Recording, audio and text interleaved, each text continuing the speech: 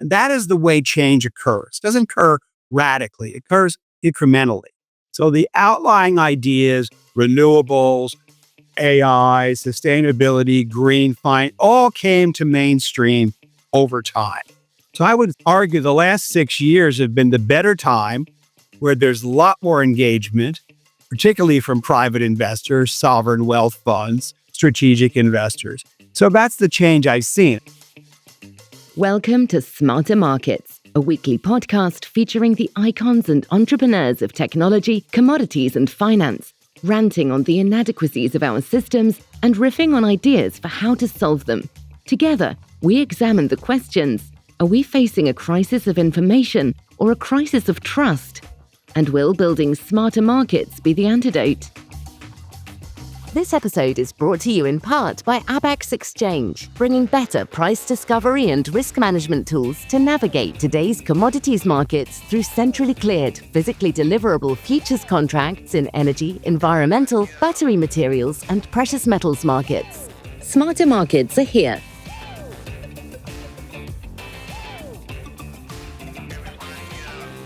Welcome back to Weathering Decarbonization on Smarter Markets.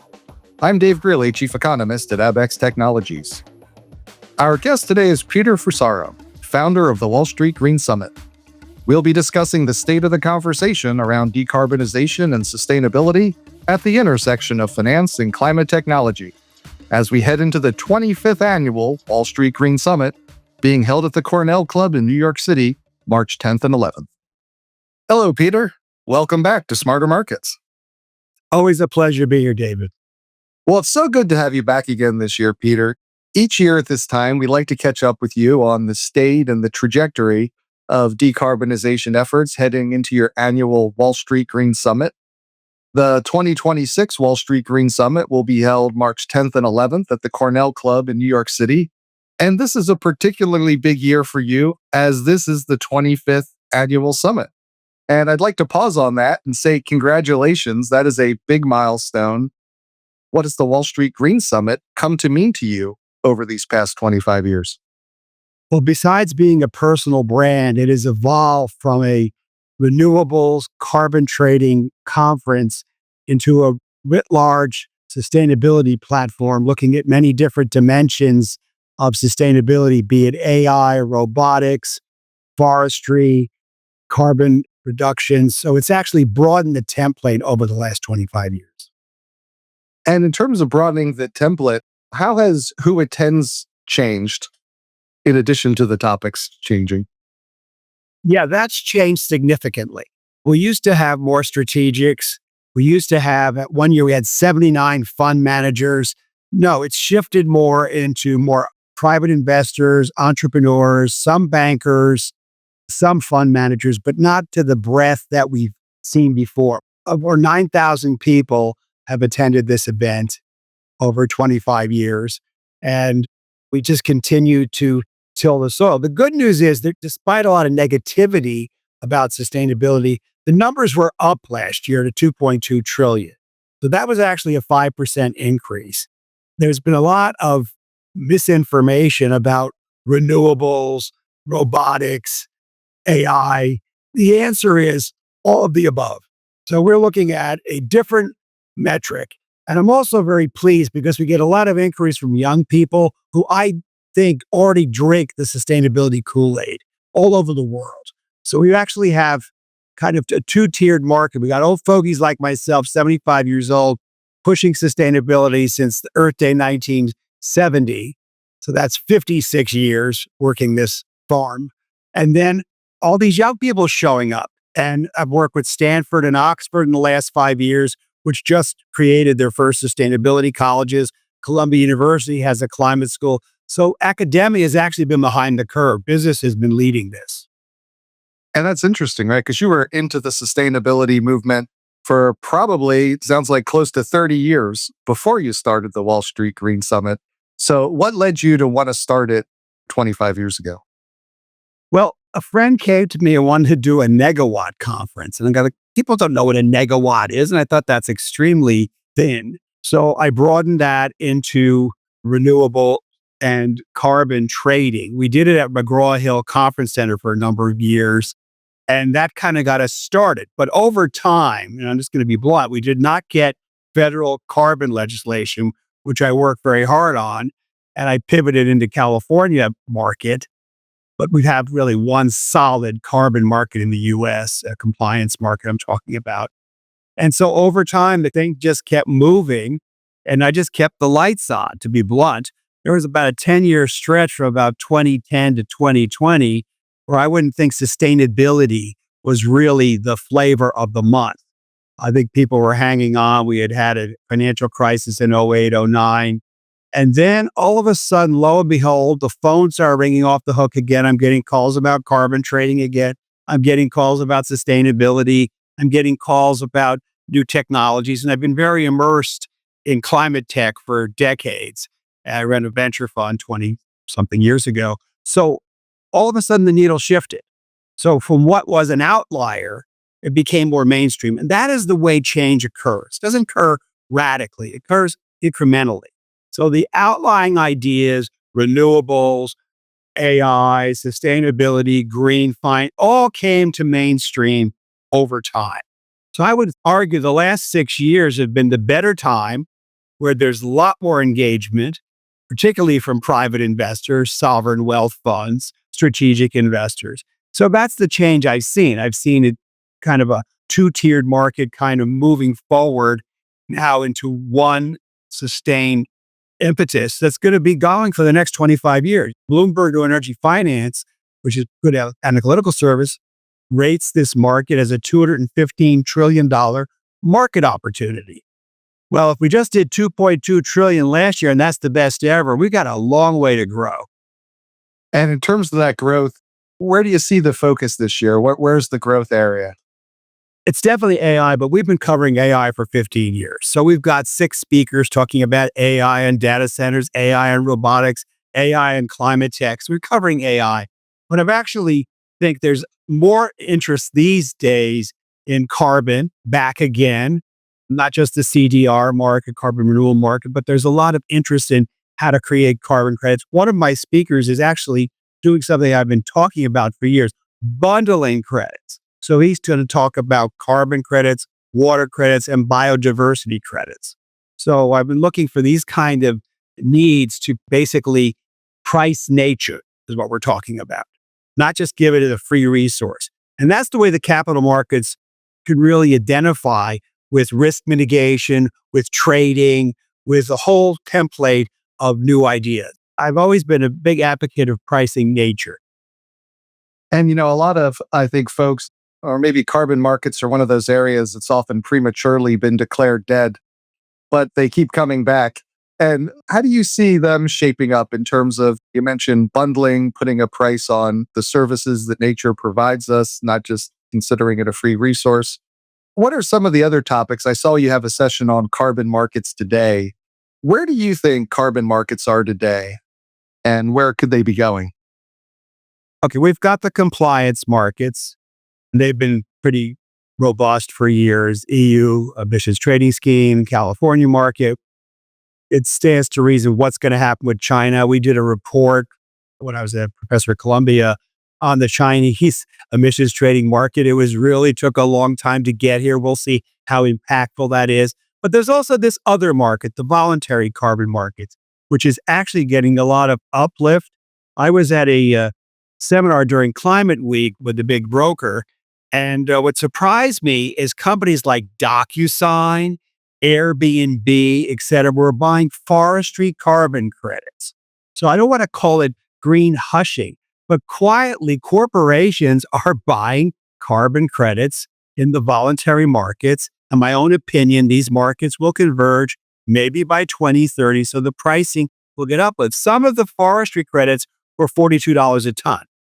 I've seen a lot of different pricing in many different markets. There's not one global price for carbon, but I'm seeing a movement more towards sustained carbon management inventory, not just measuring your carbon footprint, but doing something beyond that. So I'm actually still bullish. It's had fits and starts, no doubt. It's had collapses, but the voluntary carbon market seems to getting its legs together again.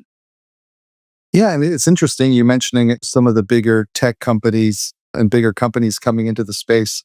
We've had a thread in some of the recent conversations in the podcast that with AI and with the greater need for data centers and the energy that runs them, you're seeing large tech companies move into the infrastructure space, basically trying to secure their own power generation. And I'm curious if, as they move into that energy production space, are they going to become more interested in, okay, now that we're producing the energy ourselves, how do we think about the emissions and the sustainability of those operations? Are you getting any hints that that might be part of the thinking here? It's part of the thinking, but I only really see two things coming about for data centers. One is natural gas. The US is swimming in abundant natural gas resources. And the second is renewables backed up by battery storage. And batteries are getting bigger, cheaper, more efficient. The nuclear option is very long dated. I mean, I've looked at this. I've worked a couple of seminars, the Nuclear Energy Institute, their trade association, fast tracking nuclear plants. We have built one nuclear plant in the United States in the last 45 years. One. And that cost 31 billion, cost overruns, government financial guarantees. So there's a debate about SMRs. Great idea. Let's see it occur. I find silly things like restarting 3 Mile Island just nonsensical. I have sat in the only nuclear reactor in the world that's been decommissioned at Brookhaven National Labs. Tiny little nuclear reactor they actually decommissioned. So nobody wants to talk about the decommissioning of nuclear power. What do you do with the waste and how costly is that? And do the consumers get on that? So I look at this as very long dated for nukes, probably 2032, 2035, if that moves forward. We have a speaker talking about fusion because I'm going to cover new topics. But right now, it's natural gas and renewables. I've always said they work together. People think they're competitors. I actually think there's a term in the Harvard Business School, co-opetition. They're the ones that are going to fund and fuel these data centers. We don't burn oil in this country for power generation. We just don't. And you can look at coal, but our coal burn has gone down from 55% to 15%. We're phasing out coal due to economics. I guess that takes me into, where do you see the broader energy transition today, not only in what we're doing, but how we're thinking about it? Well, I think some industries are never going to be able to innovate fast enough, specifically the airlines and shipping. I mean, you can look at ammonia based ships and hydrogen ships, but those two verticals are going to sort of be untouched. They're going to have to be very substantially involved in buying credits, period. Other industries, however, like steel can decarbonize, like concrete, cement. Cement is 6 to 8% of greenhouse gases. I'm looking at nanotechnology there to reduce emissions. There's a lot of innovation coming. What people don't realize is New York City, where I live, has become climate tech central. We have an event called Climate Week with 100,000 people in September. That is why the Wall Street Green Summit is not in September. But what has occurred is an ecosystem of technology. I worked with Mayor Bloomberg over 15 years ago with Bain and BCG to try to establish New York as a climate tech center. It didn't happen. We were too early. Now it has. So who's here? Companies that are funded abroad open New York offices. Why do they open New York offices? Because the US is still the largest market in the world. So you want to do business here. And a lot of companies are working on sustainability in red states and don't even want to talk about it.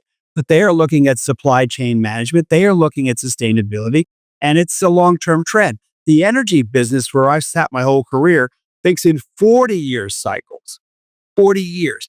They don't go fast, but they think long-term, and they're going to be the buyers of all this climate technology. They're not going to create it. They will buy it.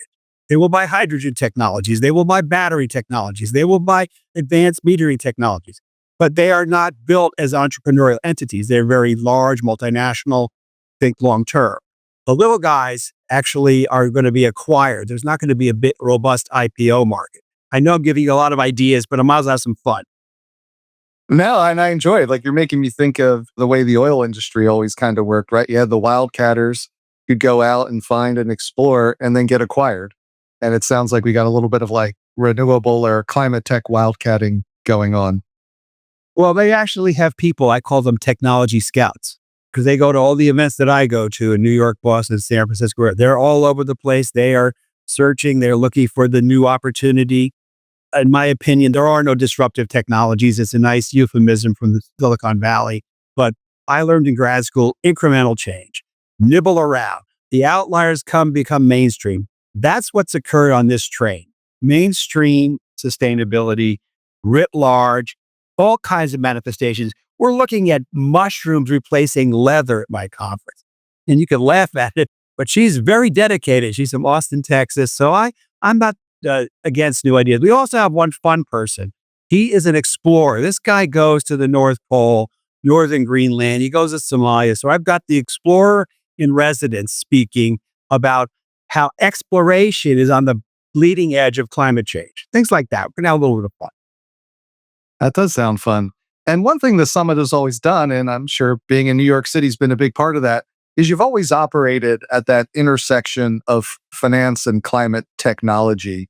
And I wanted to ask you now, how do you see that relationship between finance and technology evolving?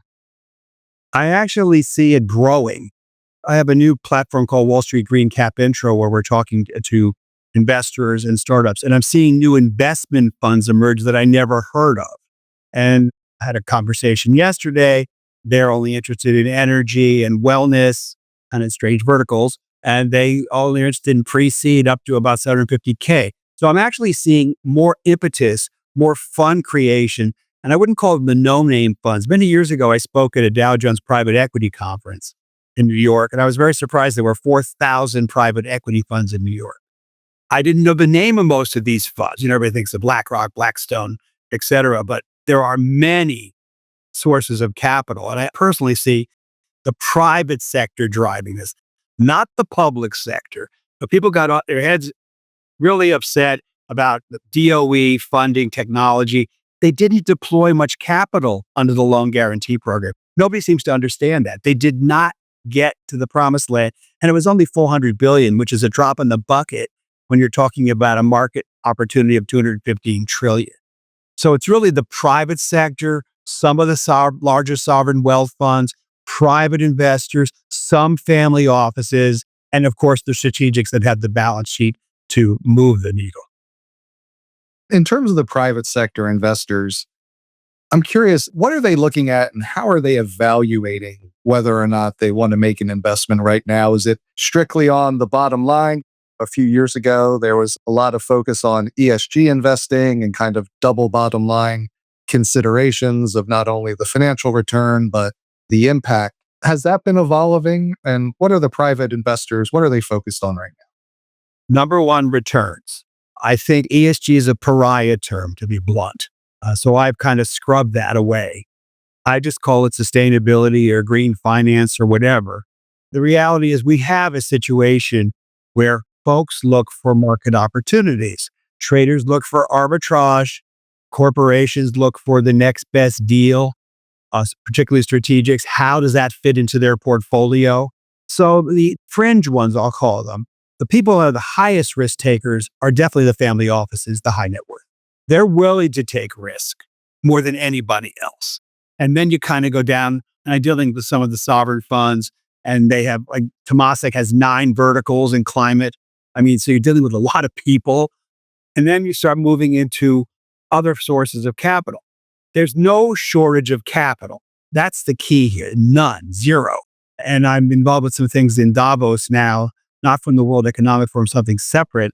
A lot of interest on what's going on in the US because there's been a kind of a disconnect because the media has been so negative on sustainability. It just has, that they're not seeing what's really evolving. I'm seeing, as I mentioned, New York City, Climate Tech Central, New York City, 100,000 people come in September. In New York City, deep capital markets, total infrastructure.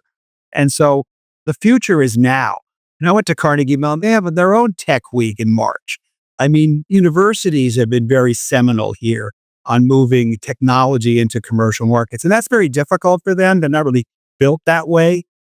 But in Columbia, similarly, they have workbenches in the new business school. So This is just the way things operate. It doesn't happen fast. It evolves. And then all of a sudden, voila, there it is. That's what's happened to sustainability. The outlier became mainstream. Yeah, it's always slowly, then all at once. You mentioned that there's no dearth of capital available.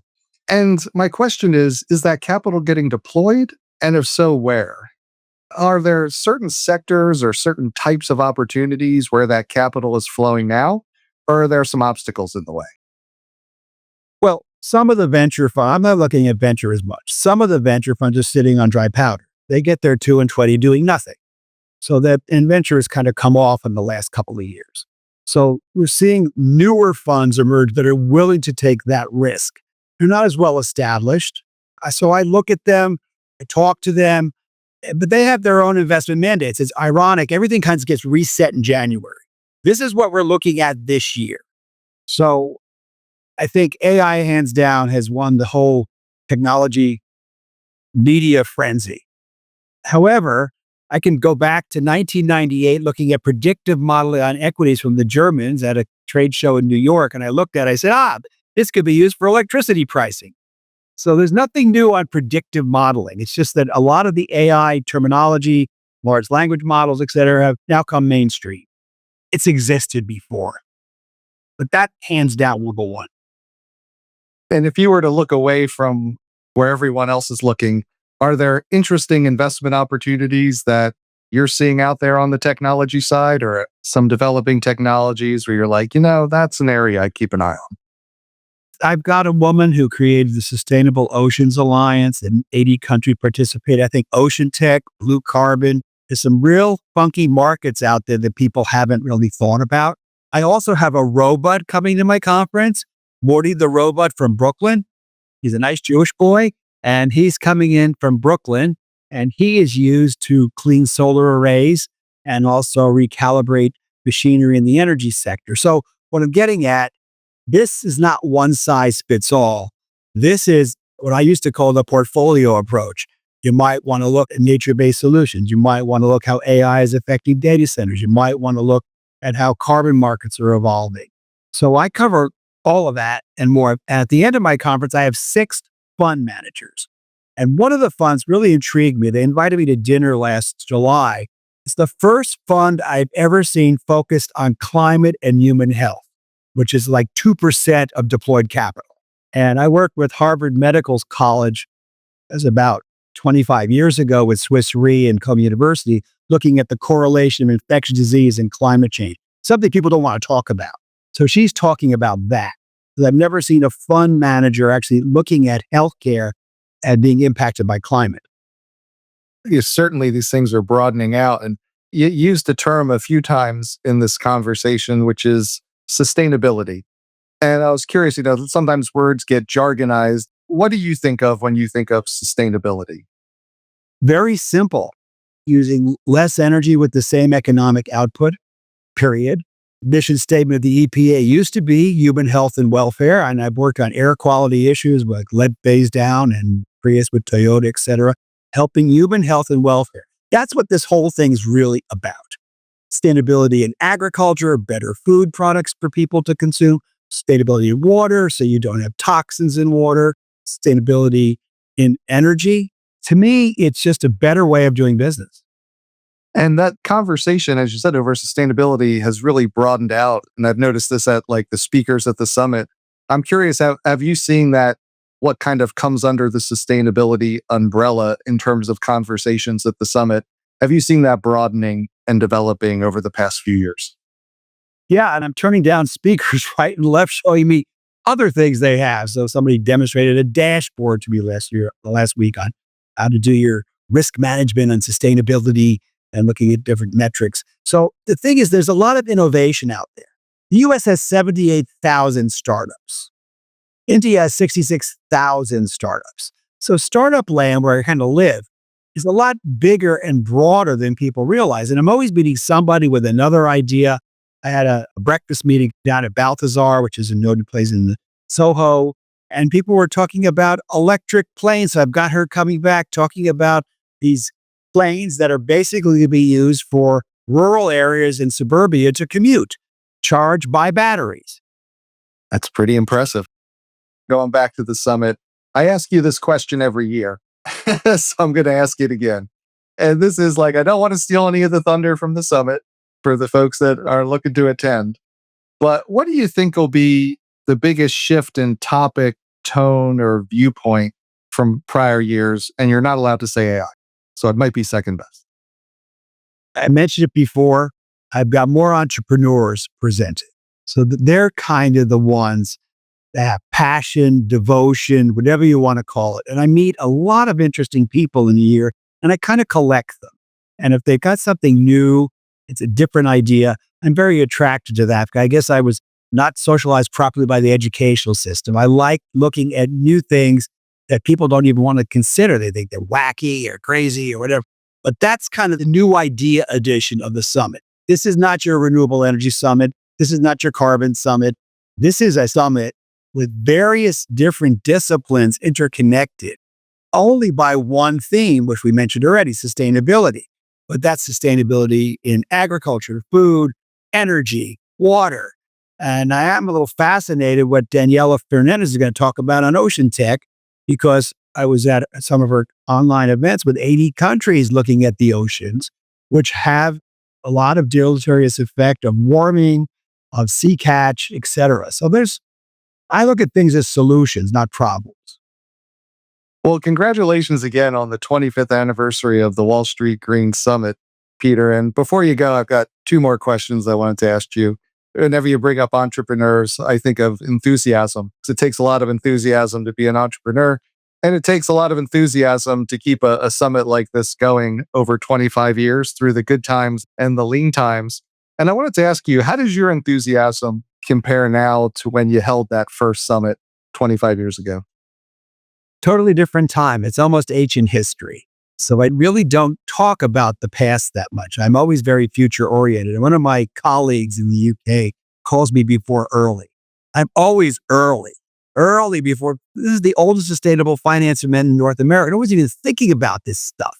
So why do I think about these things? Because I see interesting things.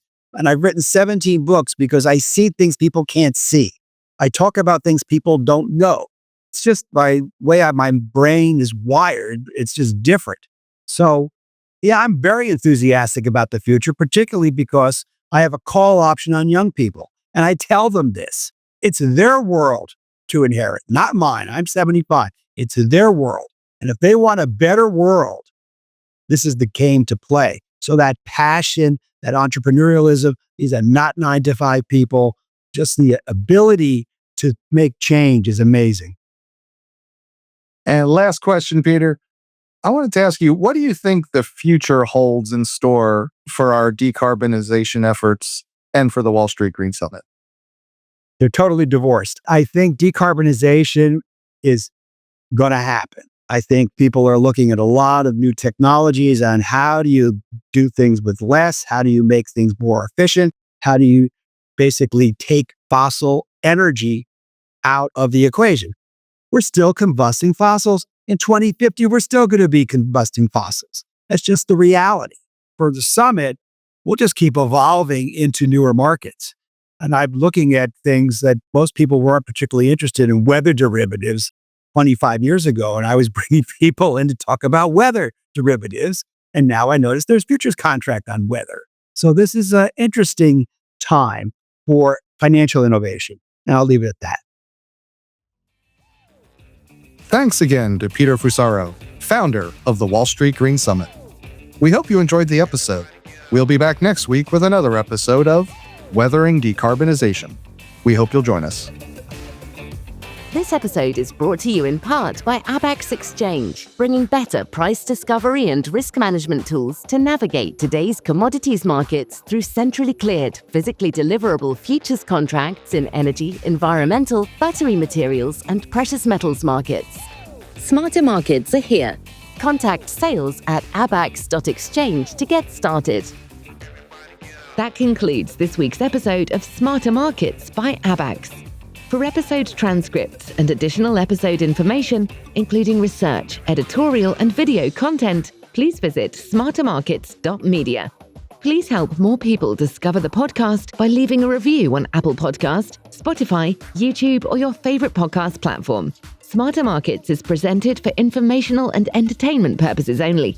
The information presented on Smarter Markets should not be construed as investment advice. Always consult a licensed investment professional before making investment decisions. The views and opinions expressed on Smarter Markets are those of the participants and do not necessarily reflect those of the show's hosts or producer. Smarter Markets, its hosts, guests, employees, and producer, Abax Technologies, shall not be held liable for losses resulting from investment decisions based on informational viewpoints presented on Smarter Markets. Thank you for listening, and please join us again next week.